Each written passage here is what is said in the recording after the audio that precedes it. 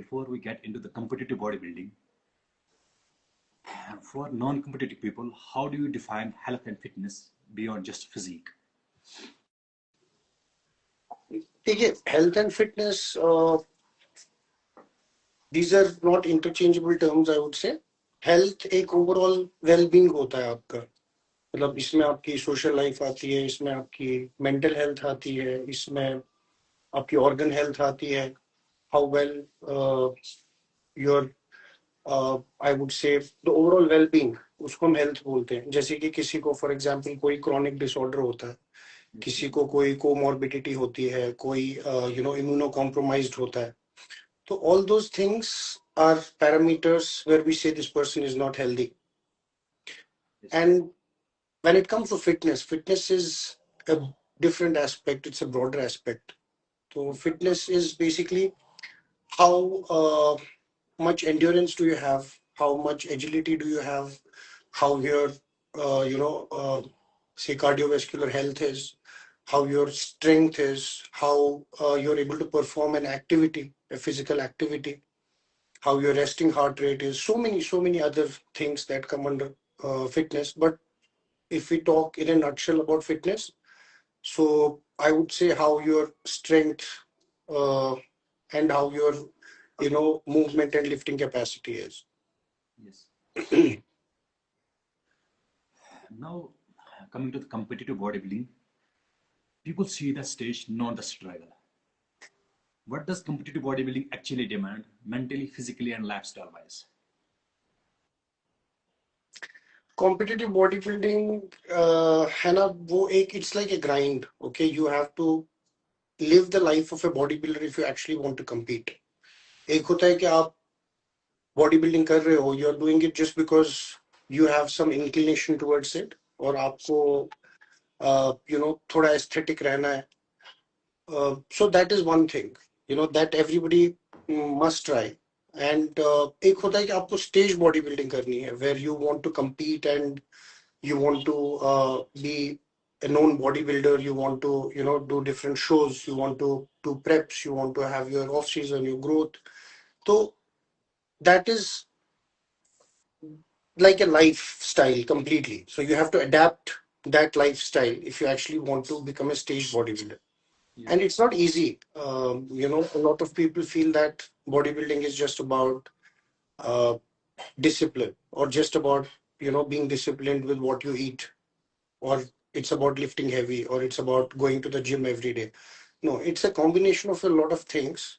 बहुत सारे factors होते हैं इसमें. And if you want to achieve something in bodybuilding, if you want to have a legacy, then you have to live that life, and you have to be ready for the grind for years together. Yes. Muscle building a long term process है. Muscle building cannot be achieved in a short span. It is not something that can be done overnight. A lot of people feel कि हम gym जाएंगे 2 महीने and we will gain some muscle, and we will then go on the stage. हाँ, हर कोई कर सकता है वो. But that is not what stage bodybuilding is. It takes years together for people to get that level of muscle mass, get that level of maturity, aesthetics, uh, and then have that whole balanced package. So बहुत सारी चीजों का combination है, and not just one thing.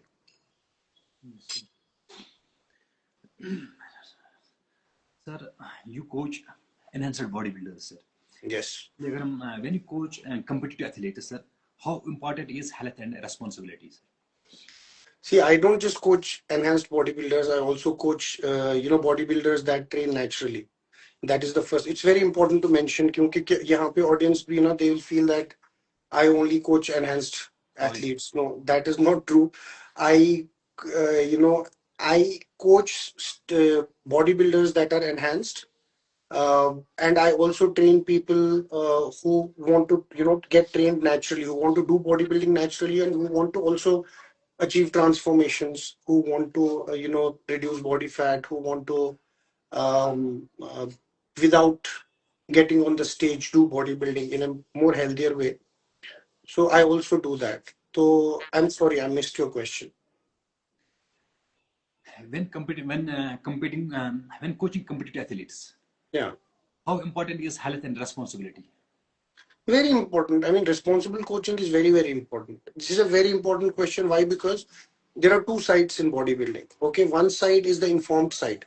When I say informed side, uh, जो लोग aware है वो क्या कर रहे हैं अपने एथलीट के साथ, अपने स्टूडेंट के साथ, अपने मेंबर के साथ, although we are talking about enhanced body building here specifically, so there are lot of coaches who give the protocols. They don't know what is the safety of these protocols all about, who don't know what to do once somebody comes off a particular cycle, who don't know in detail what is HRT, who don't know about a lot of concepts that are basic fundamentals in bodybuilding. ठीक है तो Actually, can we use a mixed language because the audience is mostly from the Kashmir? हाँ, no problem, no problem, कर सकते हैं. तो मैं क्या बोल रहा हूँ कि बहुत सारे कोच दो दो टाइप्स है. मतलब मेरे हिसाब से बॉडी बिल्डिंग के दो साइड्स है. एक साइड ऐसा है जिसमें लोग मतलब कोच करते हैं, स्टूडेंट्स को स्टेज तक भी ले आते हैं, इनफैक्ट अच्छा परफॉर्म भी कराते हैं, लेकिन उनको नहीं पता वो क्या कर रहे हैं.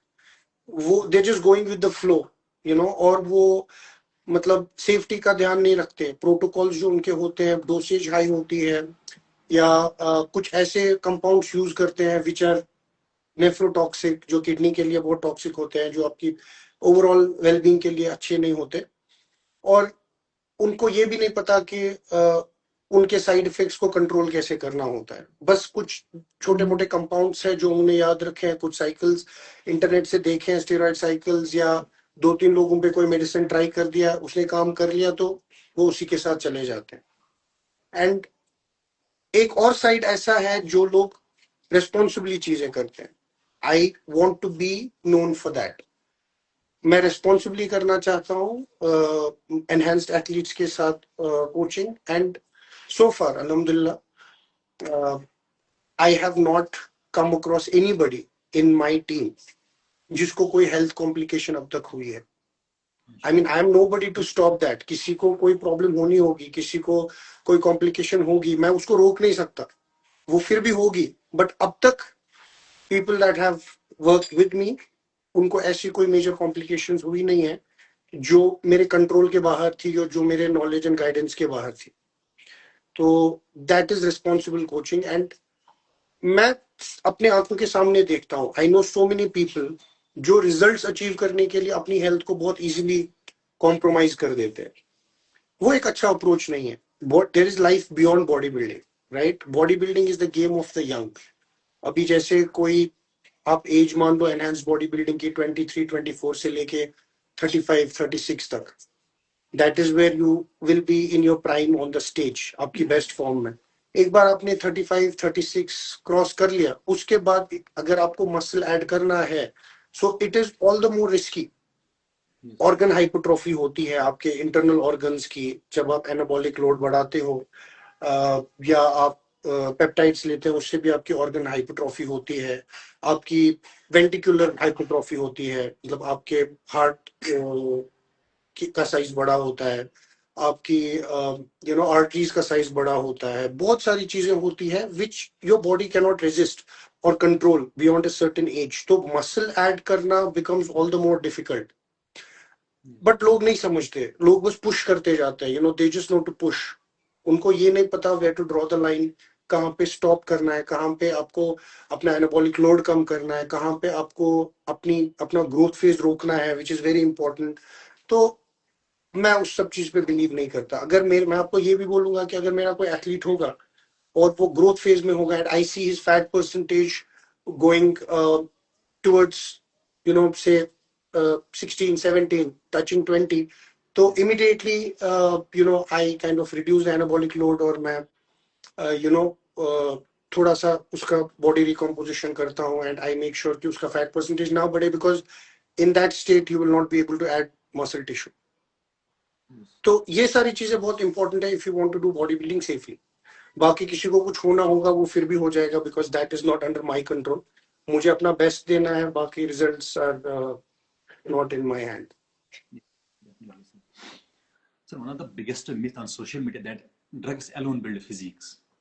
From your experience, what is the biggest myth people believe about bodybuilding and PEDs? I mean अभी के टाइम में people have access to information. Yes. for a coach, it's just about showing the athlete the right path. मतलब कुछ ऐसी चीजें होती है which is just like the guidance, I would say. कहाँ पे स्टार्ट करना है, कहाँ पे रुकना है, कितना प्रेस करना है, कितना पुश करना है, वो सारी चीजें. But when it comes to access to information, सबके पास अभी इन्फॉर्मेशन है. बहुत सारे लोग सेल्फ रिसर्च करते हैं, बहुत सारे लोगों को काफी एक्सपीरियंस है चीजों का. तो यू सी मिथ्स थोड़े कम है अभी, I would say. When we were doing body building, जब मैं स्टेज बॉडी बिल्डिंग करता था, I am talking about 15 years back, 2009 2010 में मैंने स्टेज बॉडी बिल्डिंग की है. एंड उस टाइम पे ना we did not have access to information. हमारे जो ट्रेनर होते थे, हमारे जो गुरुजी होते थे, वो कुछ भी बोलते थे लेने के लिए, and we would just close our eyes और हम बोलते थे यार ये बहुत अच्छी चीज है, हम लेंगे. हमारा जो अप्रोच होता था वो ये होता था कि रिजल्ट आना चाहिए, जिम में पंप आना चाहिए, ठीक है. ऐसा कुछ नहीं था कि हम रिसर्च करते, बिकॉज कोई एक्सेस टू इन्फॉर्मेशन था ही नहीं. कोई रिसर्च पेपर्स जो होते भी थे उसके लिए आपको इंटरनेट होना चाहिए. ज्यादा से ज्यादा वो वीडियोस होते थे, वो टेप्स होते थे, ठीक है, या कोई बुक्स होती थी वो पढ़ लेते थे. उससे भी उतना टाइम भी नहीं होता था और उतना इंक्लिनेशन भी नहीं था कि अब पढ़ें फिर रिसर्च करें और फिर बॉडी बिल्डिंग लाइफ जिए. बिकॉज हमने किया है तो कॉलेज टाइम में किया है, just like a hobby, not a full time professional body builder, क्योंकि तब बॉडी बिल्डिंग में करियर नहीं था. And right now everybody has access to information. अगर आपका कोच आपको कोई कॉम्बिनेशन दे रहा है मेडिसिन की, आप ऑनलाइन जाके देख सकते हो कि भाई ये डोसेज सेफ भी है कि नहीं, ये मेरे लिए करेक्ट है कि नहीं, ये कंपाउंड जो मुझे मिल रहे हैं इनका कॉम्बिनेशन ठीक है कि नहीं, या मेरा जो कैलोरीज है वो मेरा कोच मुझे सरप्लस कितना दे रहा है, मैं ज्यादा सरप्लस तो नहीं कर रहा हूँ, या मेरा कोच मुझे ग्रोथ के टाइम में हाइपोकैलोरिक डाइट तो नहीं दे रहा है, डेफिसिट पे तो नहीं रख रहा है. तो मिथ्स आज के टाइम पे बहुत कम है, लेकिन है. और स्टेरॉइड से खाली बॉडी बनेगी, मुझे नहीं लगता ऐसा है. जो लोग ऐसा सोचते हैं वो बिगिनर्स होते हैं, या वो ऐसे लोग होते हैं जिनको बिल्कुल भी बॉडी बिल्डिंग के बारे में नहीं पता.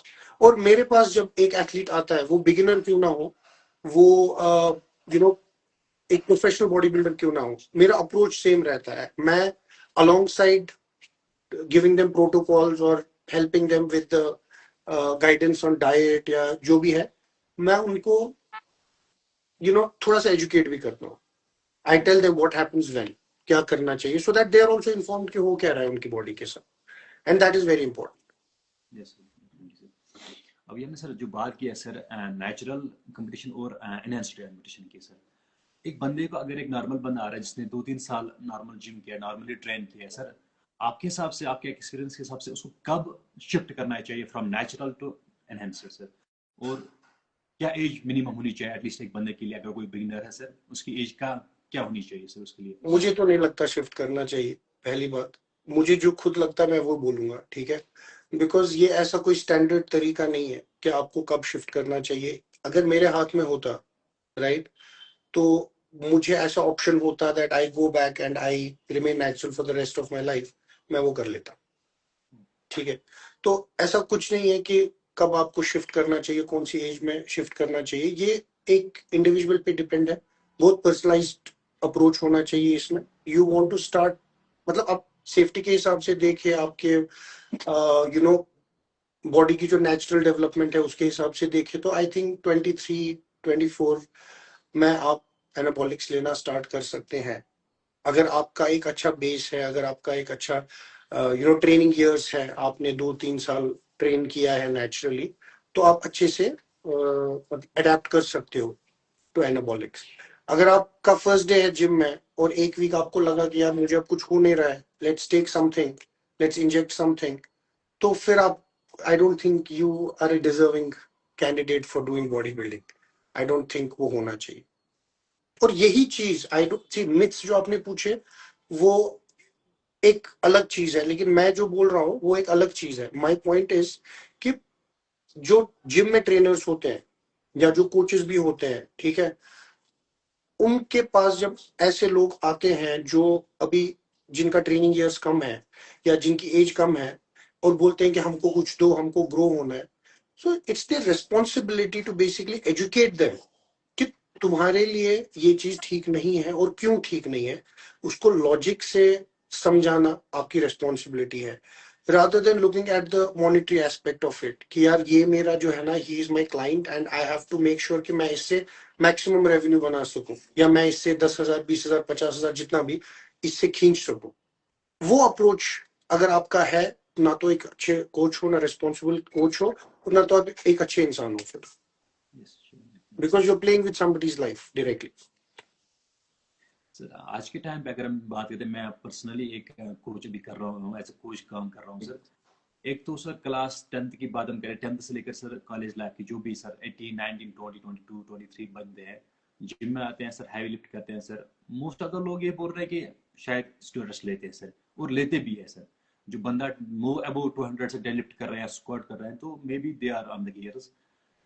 आपकी क्या सर ये ओपिनियन रहेगी सर, जो अभी जस्ट बिगनर्स है, एक साल भी जिम में नहीं हुआ है, तो वो स्टूडेंट्स यूज कर रहे हैं और कोचेस दे रहे हैं। मैं एज अ पर्सनल कोच, मेरे पास क्लाइंट्स ऐसे आते हैं सर, जो मुझे पूछते हैं सर हमें ये दे दो, हम ये लगाएंगे वो करेंगे। आपकी क्या ओपिनियन है इस नहीं बारे में? है, बहुत सारे ऐसे हैं, देखिए मेरे भी जिम्स है, राइट? तो यस। मुझे पता है ऐसे बहुत सारे लोग हैं। आई हैव अ स्टूडेंट जो I think he is 22 years old and he is, I mean his pockets are very deep, उसके पास बहुत पैसा है, वो बहुत पैसा खर्चा करने के लिए रेडी है, अपने से बोलता है आप बताओ कितना पैसा खर्चा होगा, and he wants to just lose fat.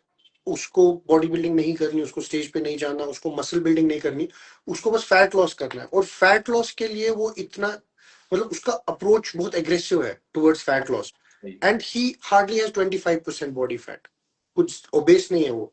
तो no. to lose that fat, he wants to take steroids because he wants to lose it in a month or maybe 45 days. मैं नहीं कर रहा हूँ, I don't do that because मुझे पता है कि अगर उसको fat loss as a concept समझ नहीं आया, बिकॉज बाद में उसका एक relapse strategy I would not be able to build that. Most bodybuilders का क्या होता है, आफ्टर देयर competition क्रैश आ जाता है, हार्मोन्स के हिसाब से क्रैश आ जाता है, उनके जो है बॉडी बहुत ज्यादा वाटर होल्ड कर लेती है, which is very unhealthy, weight बहुत जल्दी गेन हो जाता है, बिकॉज एक स्ट्रैटेजी नहीं रहती कि पोस्ट कंपटीशन आपको एक्चुअली कैसे बचना है उस लैप्स से। तो वो आपको कंपटीशन के पहले सोचना है कि how can I avoid these circumstances, है ना? सो ऐसे ही जब कोई मेरे पास आता है विद दैट एग्रेसिव अप्रोच कि मेरा फैट इतने दिन में लूज करना है, मुझे मुझे ऐसे आप डाइट ऐसा दो जिसमें बहुत कम खाओ, या आप मुझे 45 days में पूरी तरह से ट्रांसफॉर्म कर दो, आई से them it's not possible, and if it is possible also that will not be healthy and I will not be able to make it sustainable. मेरा अप्रोच ये है, मैं लोगों को बोलता हूँ कि 4 महीने में हो जाएगा ट्रांसफॉर्मेशन, लेकिन 2 महीने में नहीं होगा, 3 महीने में नहीं होगा, एटलीस्ट नीड 16 weeks। अगर आपका स्केलेटल मसल मास अच्छा है, बॉडी फैट परसेंटेज कहीं 20-25 के रेंज में है, तो आपका 4 महीने में हो जाएगा कुछ ना कुछ। लेकिन ऐसा नहीं है कि 2 महीने में या 45 days में स्टेरॉइड्स लेके वो फास्ट ट्रैक हो जाएगा, वो प्रोसेस वो नहीं होगा। और हमारे कलीग्स जो है, जो हमारे फेलो कोचेस हैं, वो लोग यही चीज पे पैसा कमाते हैं। This is their selling point, this is their unique selling proposition के मैं आपका फैट लॉस 8 दिन में करा दूंगा, I will make you lose 10 kgs in 1 month। मतलब ये प्रिंसिपली रॉन्ग है। यस। ये वही बोल सकता है जिसने खुद फैट लॉस को समझा नहीं है, जिसने खुद कीटोसिस को समझा नहीं है, और बहुत सारे कॉन्सेप्ट, मतलब उसके दिमाग में फिर ये सारी चीजें जाती नहीं। उसको शायद लगता है ओवर ट्रेन करना, क्रैश डाइट पे जाना और मेडिसिन का यूज करना are the shortcuts towards fat loss. That's not true, you will end up losing your muscle tissue. अगर आप वो करेंगे आपके हेल्थ मार्कर्स ऊपर नीचे होंगे। So never go for such crash diets और never go for losing so fast. तो when it comes to students और एथलीट्स और नॉर्मल जिम गोअर्स, जो मतलब फर्स्ट टाइम जिम जा रहे हैं 1 साल और बहुत ज्यादा हेवी लिफ्टिंग करते हैं, आई वुड से कि अगेन जब मैं जिम स्टार्ट मैंने किया, मेरा भी एक एम था कि मैं बहुत ज्यादा लिफ्ट करूं, बट धीरे धीरे आप सीखते हो। You should just get good mentors. अगर आपके मेंटर्स भी उसी माइंडसेट में है कि आप स्टार्टिंग से ही बहुत हैवी लिफ्ट करो विदाउट अंडरस्टैंडिंग द बायोमैकेनिक्स और without understanding the limitations you have as a beginner to lift heavy, तो फिर you will end up getting injured और maybe आप कभी फिर heavy lift कर ही नहीं सकते हो। So it's all about mentorship.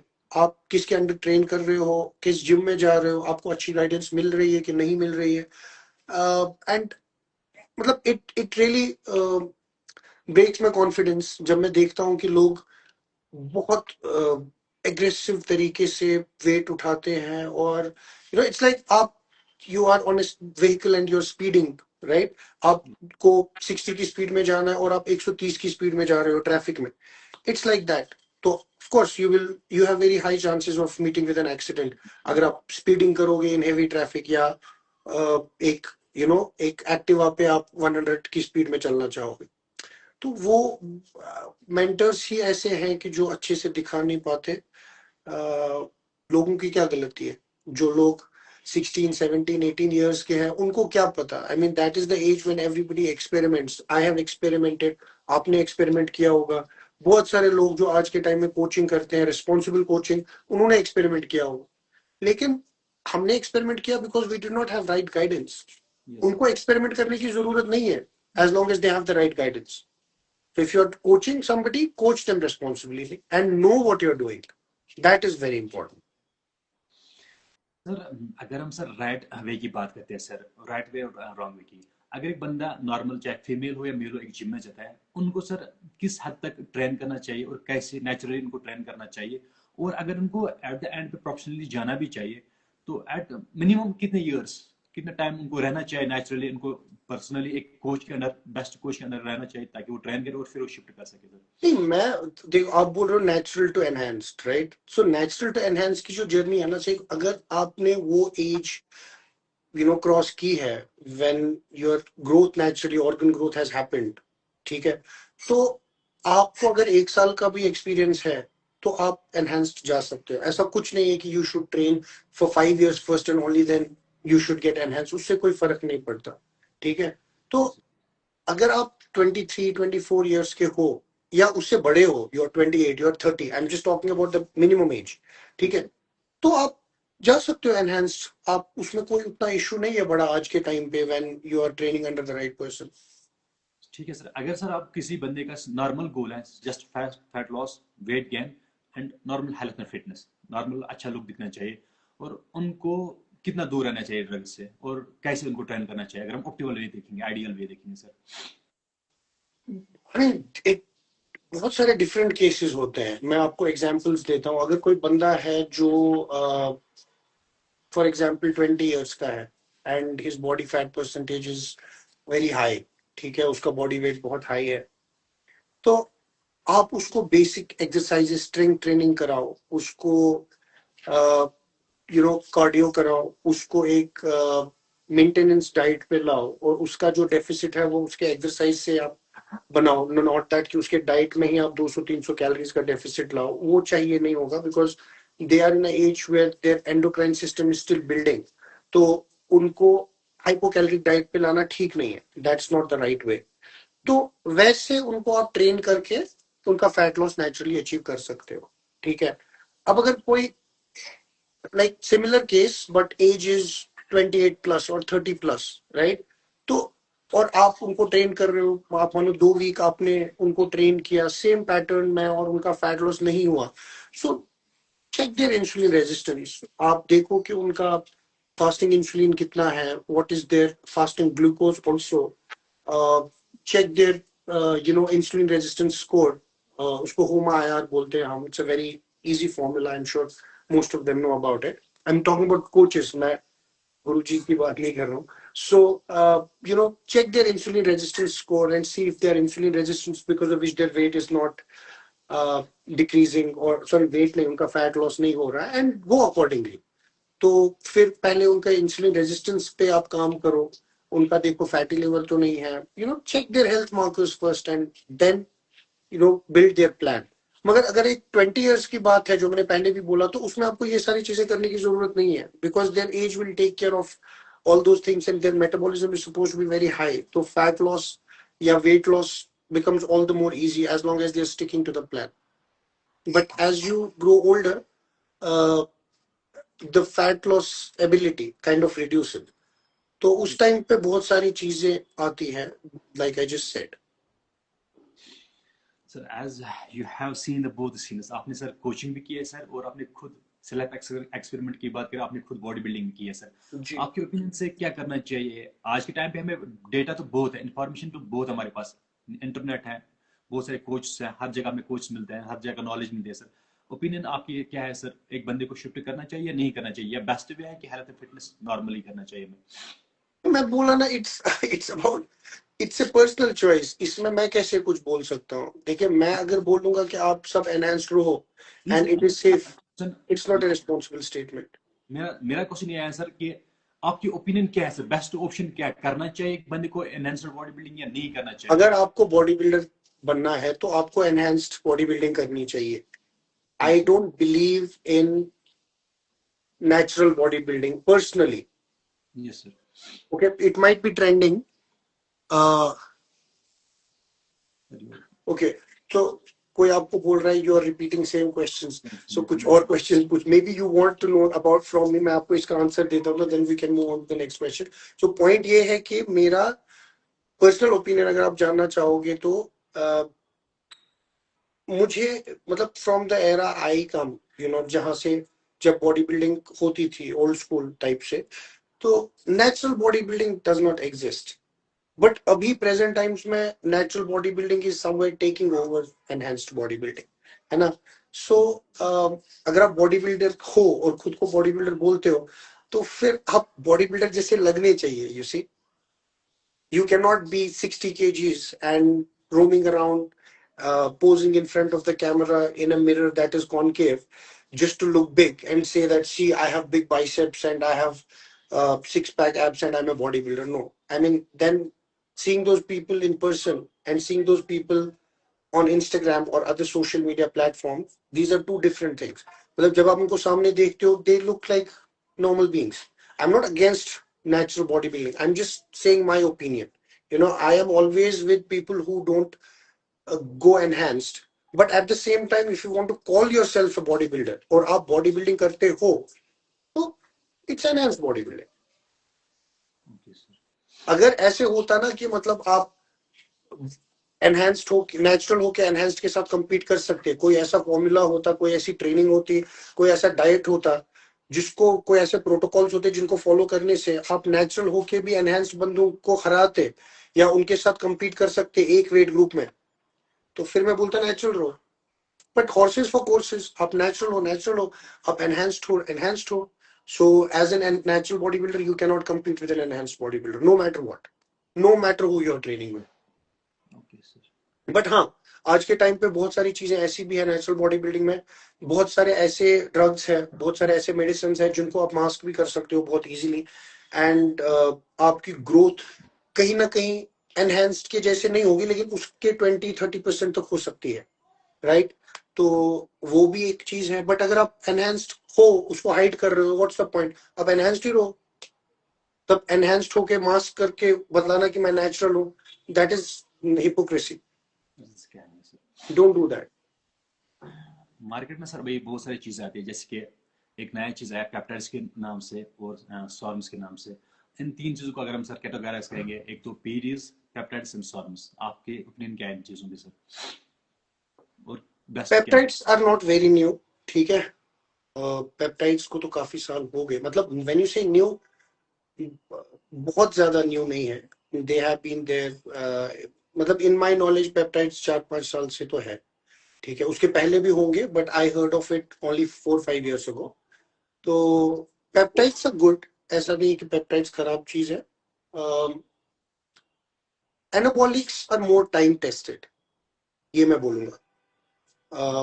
और साम्स की anabolics are more time tested and बहुत सारे यूज केसेस है, मतलब बहुत सारे लोगों ने एनाबॉलिक्स यूज किए हैं, 50 साल से यूज कर रहे हैं, तो पता है आपको मोस्टली कॉमन साइड इफेक्ट्स क्या होते हैं। अब उन साइड इफेक्ट्स को कैसे आप यू नो विद स्टैंड कर सकते हो, या उन साइड इफेक्ट से आप कैसे बच सकते हो, आपको सेफ्टी प्रोटोकॉल्स पता है। पेप्टाइड्स का उतना टाइम टेस्टेड जो है स्टडीज नहीं है उतने, या उतने ज्यादा क्लिनिकल ट्रायल्स नहीं है, उतने एविडेंसेस नहीं है या उतने सारे मेन स्ट्रीम बॉडी बिल्डर्स ने अभी ओपनली पेप्टाइड्स के बारे में बोला नहीं है, या उतने कोचेस ओपनली नहीं बोलते. People have their own formulas, own fundas. ठीक है. And then you have sarms तो क्लिनिकल ट्रायल्स ही क्रॉस नहीं कर पाते. So I would not recommend sarms to be used over a longer period. हाँ, अगर कोई किसी चीज के लिए साम यूज कर रहा है तो do it for 2-3 weeks, not more. Not more than that. Okay, sir. So now we are going to wrap up this session, and I would like to ask you one last question. That is coaching or self experiment, sir. Coach के साथ में रहना चाहिए हमेशा, या ऐसे ही जो मन में आए, जो नेट पे मिला लगा दो? मेंटर्स की इंपॉर्टेंस ऑफ मेंटर्स अगर बात करते हैं sir. Very important. It's very important. See, आप कोई चीज 5 साल तक खुद पे एक्सपेरिमेंट करोगे, ठीक है, वो ट्रेनिंग हो, वो डाइट हो, वो आपका मेडिसिन हो, प्रोटोकॉल्स जो भी है, और 5 साल के बाद आप एक स्वीट स्पॉट पे पहुंचो ट्रेनिंग के हिसाब से, मेडिसिन के हिसाब से, जिसमें आपको पता है आपकी बॉडी ग्रो होती है. आप एक अपने लिए ऑफ सीजन स्ट्रेटेजी बना लो, एक प्री कॉन्टेस्ट या कॉन्टेस्ट प्रेप स्ट्रेटेजी बना लो, सब कुछ. ठीक है. वो 5 साल मतलब आपने जाया कर दिए.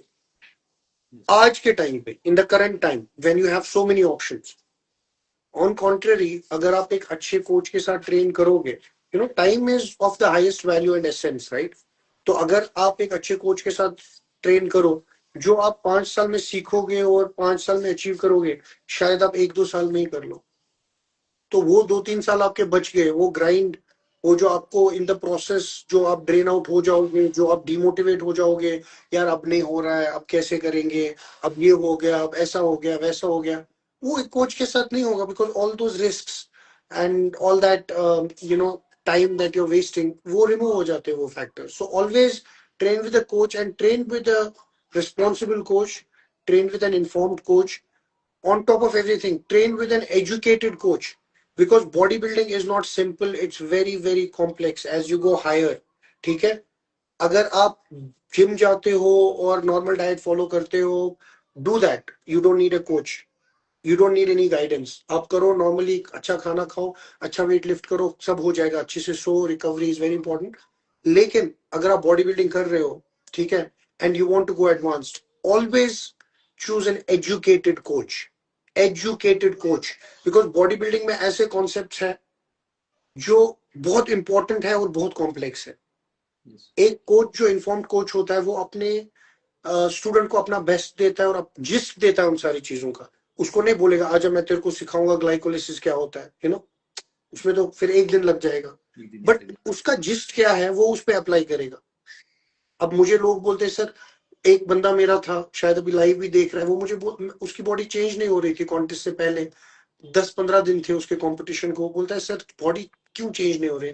मैंने बोला उसको, यार वो शाइन नहीं है बॉडी में जो होनी चाहिए, यू आर 10 days आउट, क्या गड़बड़ कर रहे हो. उसने बोला सर मैं सब बराबर फॉलो कर रहा हूँ. ऐसे नहीं, ऐसा हो ही नहीं सकता that you are doing everything और तुम्हारी बॉडी चेंज नहीं हो रही है. क्या कर रहे हो, शुगर खा रहे हो, ये कर रहे हो, वो कर. नहीं सर शुगर वगर नहीं खाता, बस 1 कप लिप्टन चाय रोज पीता. प्रेप में सोचो. बिकॉज मुझे एग्जैक्टली पता था, 1 साल से उसको ट्रेन कर रहा था कि what is my expectation of him, जो मैंने उसको प्रोटोकॉल्स दिए हैं, लेकिन उस तरीके से रिजल्ट्स नहीं आ रहे थे. तो मुझे लगा कुछ ना कुछ गड़बड़ है. एंड ही सेड कोई गड़बड़ नहीं है, बस मैं 1 कप लिप्टन चाय पीता हूँ एवरी डे. अब आप लिप्टन चाय पियोगे, you have excess sugar in your body, that will lead to glycation. आपके फैट्स और प्रोटीन्स के साथ शुगर मॉलिक्यूल्स बाइंड करेंगे. So a lot of things will change in your body. तो अब इतना मैं उसको नहीं समझा सकता. मैं उसको बोला बस बंद कर दे भाई शुगर, एंड बंद कर दे चाय if you want to perform well on stage. And उसको समझ आ गया, उसने स्टॉप किया, and he won I think the overall title also. तो आपको एक अंडरस्टैंडिंग होनी चाहिए, आपको एक स्ट्रॉन्ग फाउंडेशन होनी चाहिए if you want to be a good coach. It's not that कि आपको बॉडी बिल्डिंग में कितना एक्सपीरियंस है, नो, ऐसा कुछ नहीं. मतलब as a body builder. Thank you, sir. Thank you for sharing your educational experience, sir. Thanks a lot, sir. And thank you everyone who is watching the video. If you found this video helpful, do follow and share and follow for more educational conversations. Thanks a lot, sir. Okay. One last thing I would like to say before ending this conversation. मैं आपको जानता नहीं हूँ personally. अच्छा हुआ आपसे मिलके, अच्छा लगा. Thank you, तो sir. जो भी यहाँ पे है जो बॉडी बिल्डिंग कर रहे हैं, एक ही चीज मैं बोलना चाहूंगा कि don't try to run fast. Yes, sir. अगर आपको कोई बोल रहा है कि वो आपको 6 मंथ्स में हल्क बना देगा या आपको 6 मंथ्स में 5-6 kg मसल गेन करवा देगा, he's lying to you. He's not being honest. He's just wanting you in his team and he's just wanting to make money out of you. Money out. Yes, sir. वो बिल्कुल भी आपके साथ justice नहीं कर पाएगा। और एक कोच जो एजुकेटेड है, जो इन्फॉर्म्ड है, जिसको पता है वो क्या कर रहा है, आपकी हेल्थ के साथ नहीं खेल रहा है, हमेशा उसको चूज करो ओवर अ कोच जो खुद का बहुत प्रेज करता हो और बोलता हो कि मुझे ये पता है, वो पता है, मैं ऐसा कर दूंगा, मैं इतना वेस्कुलर हूँ, मैं इतना मस्कुलर हूँ। कुछ नहीं, कोई फर्क नहीं पड़ता। Knowledge is power. Your veins and your muscle mass is not your power. Yes.